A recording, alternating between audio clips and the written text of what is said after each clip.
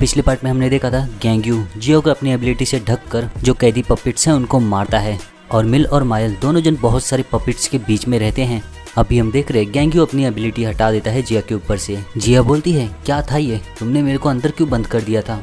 गैंग्यू बोलता है माफ करना अगर मैंने तुम्हें डरा दिया था तो मुझे तुम्हें पहले ही बता देना चाहिए था। जिया बोलती है क्या हुआ था अभी। गैंग्यू बोलता है सारे करेक्शन ऑफिसर्स को अलग कर दिया और एग्जीक्यूट कर दिया प्रिजनर्स का। जिया बोलती है एग्जीक्यूट कर दिया, लेकिन एग्जीक्यूशन डिवाइस तो सब लेवल 5 पे है। गैंग्यू बताता है मैंने खुद से ही उनका एग्जीक्यूशन कर दिया। जिया बोलती है क्या क्या तुमने अभी बोला खुद से ही एग्जीक्यूशन कर दिया उनका। गैंग्यू बोलता है हाँ, इसमें कुछ दिक्कत है क्या। जिया बोलती है ये किसका दिमाग था। गैंग्यू बोलता है मेरा ही था। जिया और वार्डन मान गई क्या। गैंग्यू बोलता है हाँ। जिया गुस्से में बोलती है वो कमीनी क्या सोच के ऐसा किए उसने। गैंग्यू देखता रहता है। गैंग्यू को बोलती है और तुम ठीक हो ये करते हुए। गैंग्यू बोलता है बस मैं वही कर रहा हूँ जो करेक्शन ऑफिसर्स को करना रहता है, क्या कुछ दिक्कत है। जिया बोलती है करेक्शन ऑफिसर्स का काम कैदियों को मारना नहीं है, उन्हें पहले जैसा बनाना है, ये है उनका काम। गैंग्यू बोलता है नहीं मुझे जरूरत नहीं है, मुझे आदर्शों पर ज्ञान नहीं चाहिए। लोग बोलते हैं हीरो का काम बचाना है, लोगों को मारना नहीं, और लोगों को सिर्फ कानून के जरिए ही सजा मिलनी चाहिए। लेकिन मुझे अच्छे से पता है क्या होता है जब वो लोग अपने आदर्शों के साथ किसी को पकड़ने जाते हैं, वो बीस्ट उन्हें मार देता है बिना किसी कारण के ही।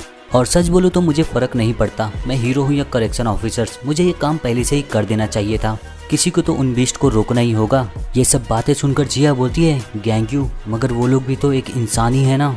गैंग्यू ये सुनकर गुस्से में आ जाता है क्या तुम मजाक कर रही हो, ये तुम क्या बोल रही हो, पता भी है तुम्हें, क्या सोचकर ऐसा बोल रही हो तुम। हर एक क्रिमिनल सब लेवल 2 के हैं, उन्हें यहाँ रखा गया है इसलिए क्योंकि वो लोगों ने हजारों लोगों को मारा है, उन सभी को मौत मिलनी चाहिए।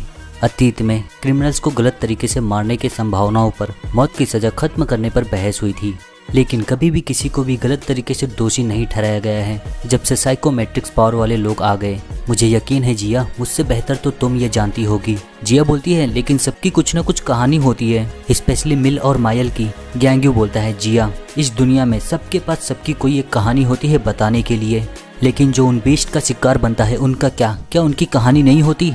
और क्या अलग हो जाएगा, उन लोग को तो मरना ही है अंत में, फिर वो मेरे हाथों से मरे या फिर एग्जीक्यूट हो। जिया बोलती है लेकिन किसी को भी एग्जीक्यूट करने की इजाज़त नहीं है।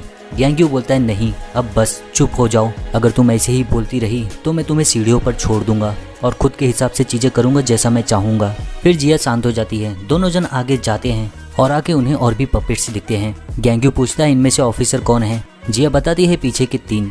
उसके बाद गैंग्यू मारने के लिए तैयार होता है, अपनी एबिलिटी इस्तेमाल करने ही वाला रहता है। उतने में ही जिया बोलती है अगर गैंग्यू को इसके बारे में पता चला तो वो कितना दुखी होगा। गैंग्यू ये शब्द सुनकर उधर ही जम जाता है। पपेट्स एक साथ में अटैक करते हैं गैंग्यू के ऊपर और अपनी शॉर्ट से मारते हैं गैंग्यू पर, लेकिन उसकी शॉर्ट गैंग्यू के गले पे आकर रुक जाती है और गैंग्यू के चेहरे से पता चलता है कि वो कितना गुस्से में है। ये शब्द सुनकर गैंग्यू कितना दुखी होगा अगर इसके बारे में उसे पता चला तो। गैंग्यू पपेट्स को मारना शुरू करता है। ये सब आदर्शवादी बातें उसे धीरे धीरे और भी ज्यादा गुस्से में ला रही थी। टोमे की बातें, गैंगो की बातें, सब कुछ उसे याद आता है क्या उसे बोले रहते हैं। जितना जिया और बोलती उतना ही गैंग्यू और गुस्से में आता। गैंग्यू बोलता है ये सब बोलना आसान है, करना नहीं। गैंग्यू मोड 5 में जाता है और उसकी एबिलिटी इकट्ठा होकर कई सारी गोल से आकार में हो जाती हैं। गैंग्यू सभी पपेट्स को मार देता है एक झटके में ही। इन सभी लोगों को मारकर वो अपना गुस्सा थोड़ा हल्का करता है और उसे कोई देखता रहता है ऐसे करते हुए। सिंका जितना ही गैंग्यू को लड़ते हुए देखती है उतना ही उसका प्यार बढ़ने लगता है। बोलती है मैं इसको जितनी बार भी देखूं ये धीरे धीरे और भी कमाल का होते जा रहा है। गैंग्यू आगे बढ़ता रहता है और जितने भी पपेट्स उसके रास्ते में आते हैं सबको मारता है। आगे चलते हुए इन्हें और 3 दिखते हैं। जिया बताती है ये तीनों ऑफिसर्स हैं। गैंग्यू बोलता है ठीक है 1 मिनट रुको। उतने में ही फिर एकांत कारावास का दरवाजा खुलता है और वो दरवाजा खोलता है एक डीमन जिसको समन किया रहता है मिल। मिल बोलता है स्वागत है आउटसाइडर। गैंग्यू बोलता है तुम लोग मुझसे मिलने आए हो, फिर तो अच्छी बात है, मुझे ज़्यादा परेशानी नहीं उठाना पड़ेगा, तुमसे मिलकर अच्छा लगा। मिल बोलता है गैंग्यू ऑफिसर तुम हमारे पास क्यों नहीं आए, तुम्हें पक्का स्वर्ग में जगह नहीं मिलता। गैंग्यू बोलता है अपनी एबिलिटी से लोगों को छोड़ दो, मैं वादा करता हूँ तुम्हें बहुत ही आराम से मारूंगा। मिल बोलता है क्या कोई और रास्ता नहीं है कि तुम हम लोग को ना मारो।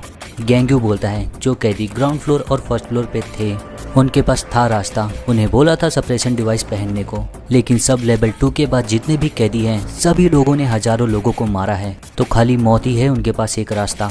मिल बोलता है आउटसाइडर मैं सुना तुम हमारे मास्टर के साथ काम किए हो और उस वुमेन के साथ जो हमें पकड़ी थी, लेकिन तुम तुम्हारे कलीग से इतना अलग क्यों हो? मायल गेंग्यू को देखकर बोलती है, मुझे यकीन है तुम जहन्नुम में ही जाओगे। मिल तुरंत ही चुप करा देता है उसे। गेंग्यू बोलता है, चलो देखते हैं फिर कौन पहले जाता है, और अपनी एबिलिटी से मारने के लिए तैयार होता है। मिल उतने में ही बोलता है, अगर तुम हमें वादा करो कि हमें तुम जाने दोगे, हम लोग सारे लोगों को छोड़ देंगे। गेंग्यू बोलता है, नहीं, मुझे मंजूर नहीं। उतने में ही जिया चिल्लाकर बोलती है, मिल और मायल चीजों को और भी बुरा मत करो, सप्रेशन डिवाइस वापस ऑन कर दो। मिल जिया को देखकर बोलता है, ऑफिसर जिया, हम लोगों को मौत की सजा क्यों है? हम लोगों ने इतना कुछ भी नहीं किया है, तुम्हें तो पता ही है। जिया कुछ बोल नहीं पाती, सिर्फ मिल बोलकर रह जाती है। गेंग्यू बोलता है, तुम इन्हें नहीं रोक पाई, बातें ऐसे बीस्ट पर बेकार हैं। सभी लोग गेंग्यू की बातें ही सुनकर एकदम घबरा जाते हैं। गेंग्यू अपनी एबिलिटी इस्तेमाल करते हुए बोलता है, लेकिन और भी रास्ते हैं, तो चिंता मत करो। यहाँ तक कि बीस्ट भी समझता है दर्द क्या है।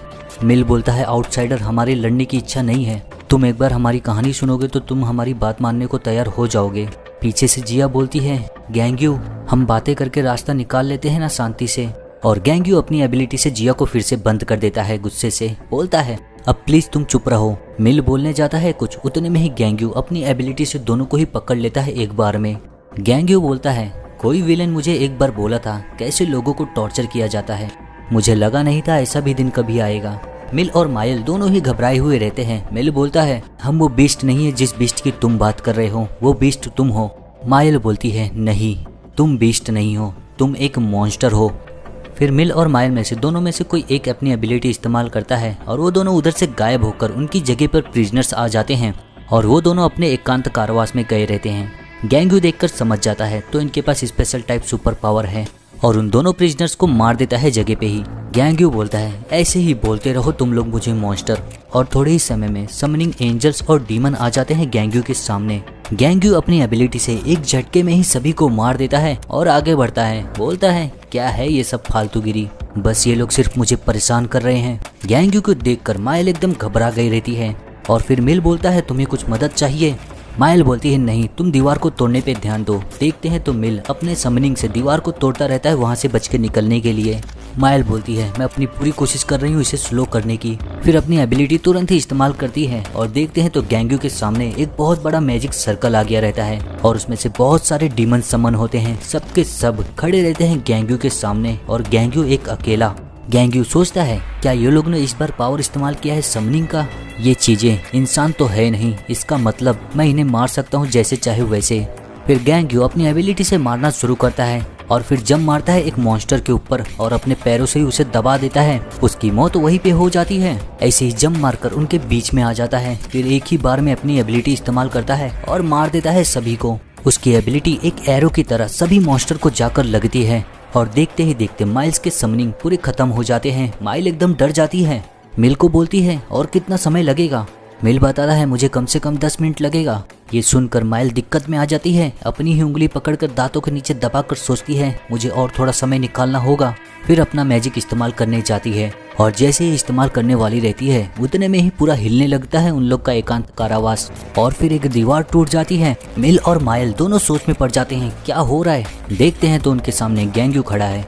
मैंने थोड़ा सोचा, फिर मुझे एहसास हुआ बाकी सभी को रोकने के लिए तुम्हें पकड़ लूं तो अच्छा रहेगा, तो उन सभी से लड़ने की जरूरत तो है नहीं मुझे। मिल और मायल दोनों जन देखते हैं तो दीवार में एक बहुत बड़ा सा छेद हो गया है और वो लोग एकदम ही ज्यादा डर गए रहते हैं। गेंग्यू उनके पास आकर बोलता है, मैं तुम्हें आखिरी मौका दे रहा हूँ, प्रिजनर्स और ऑफिसर्स को छोड़ दो अपनी एबिलिटी से और उसके बदले में मैं तुम्हें इस तरह मारूंगा कि तुम्हें दर्द का